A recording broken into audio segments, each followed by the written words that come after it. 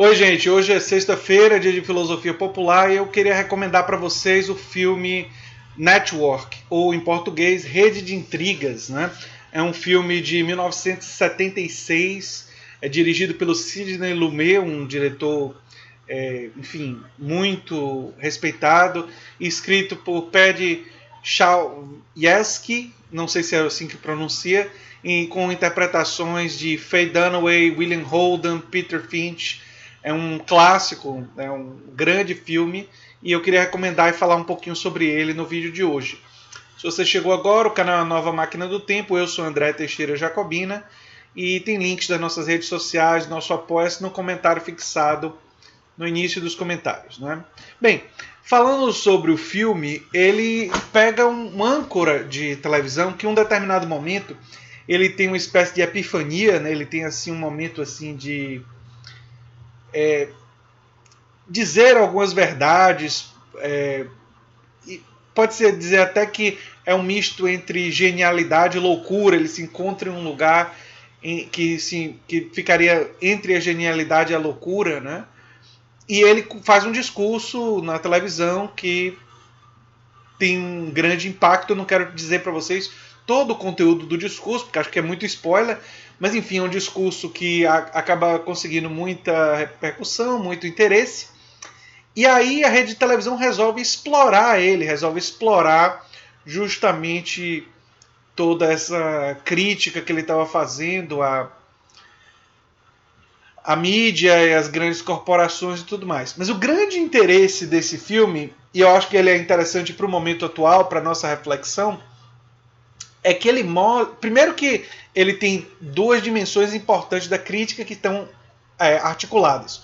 Por um lado, ele critica as grandes corporações empresariais e sua influência. Tem um determinado momento que um capitalista, dono de uma empresa, meio que resume o mundo nos dias de hoje, não é? E diz assim: o mundo é um negócio. E o que ele está querendo dizer com isso, fundamentalmente, é que são as leis do mercado e, no fundo, as estruturas do capitalismo que governam a sociedade. E até mesmo os países que se dizem socialistas são obrigados a também, de alguma forma, responder o que ele chama das leis imutáveis do mercado. E embora tenham falhas nesse discurso do capitalista, e nem tudo que ele está dizendo é absolutamente verdadeiro, existe uma coisa muito importante no que ele está dizendo, que é que o mundo é sim predominantemente governado pelos interesses das grandes corporações empresariais. Estruturas que têm sua hierarquia construída de forma não democrática.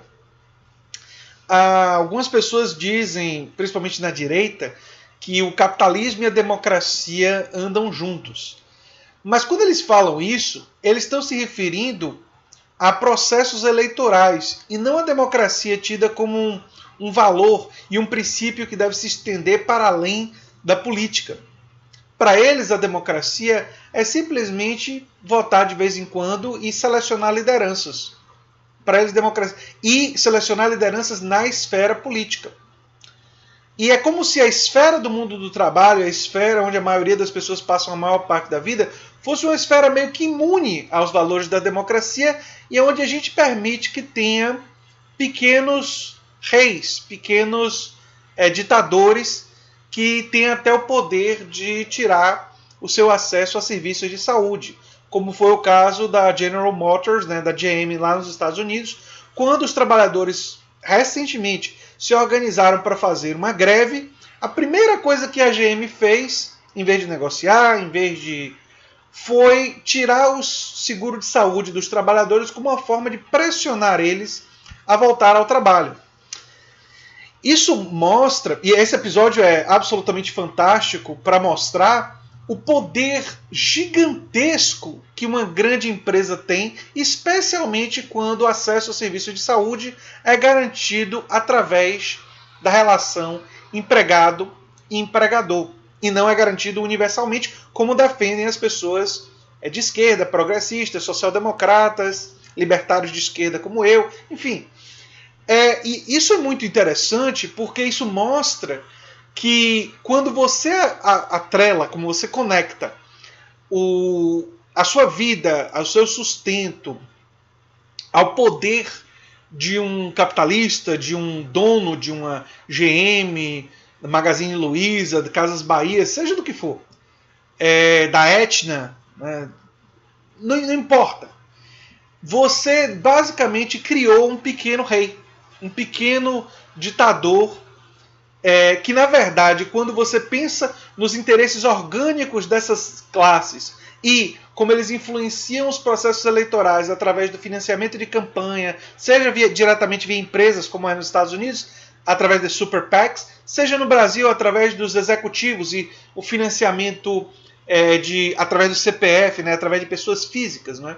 Então isso é muito interessante porque o filme toca, essa primeira dimensão que eu queria tocar, porque mostra, torna nu, o rei fica nu, porque mostra a realidade. A realidade é que nós não temos um regime profundamente democrático. O que nós temos são apenas mecanismos de seleção de liderança. Aliás, como os teóricos elitistas sempre defenderam, Mosca, Pareto e outros, né? Kelsen, muitos entre conservadores e ideólogos teóricos do elitismo e diferentes formas de interpretação do processo eleitoral. Só para vocês terem uma ideia, para essas pessoas a apatia e o desinteresse pela política era visto como uma coisa positiva. Significava que eles estavam vivendo a vida deles de forma privada e que não estavam participando muito da vida pública. Para aqueles que defendem uma democracia mais ampla, essa perspectiva é uma perspectiva que constrói as oligarquias, que constrói o regime plutocrático, o regime que serve e que fica a serviço daqueles que têm mais, daqueles que controlam de fato a sociedade. É por isso que no regime capitalista, quem tem de fato o poder maior, o poder que não tem limite de mandato, o poder para o qual você não foi eleito, o poder que eu chamaria de poder imperial, não são os presidentes, não são os governadores, não são os prefeitos, não são essas figuras. As figuras que têm o maior poder, o poder que é mais durável, são as pessoas que financiam essas pessoas. São as pessoas que constroem a estrutura, que selecionam entre os candidatos aqueles candidatos que representam seus interesses. Aliás, isso ajuda a compreender porque boa parte da esquerda é muitas vezes influenciada por essas pessoas, porque eles têm interesse em influenciar os dois lados, porque para eles, para as elites corporativas, empresariais, o que interessa é o resultado. Não interessa a pessoa que está no poder, não interessa o partido. Quer dizer, se for um partido democrata, como era o caso do Bill Clinton, mas fizer desregulação financeira para os bancos, tá ótimo. Por que precisa do Partido Republicano para isso? É melhor que seja ele. Se for no Partido Trabalhista inglês o Tony Blair que defender a expansão da indústria da guerra para a indústria militar, ótimo, não tem problema nenhum. Bota Tony Blair para fazer isso.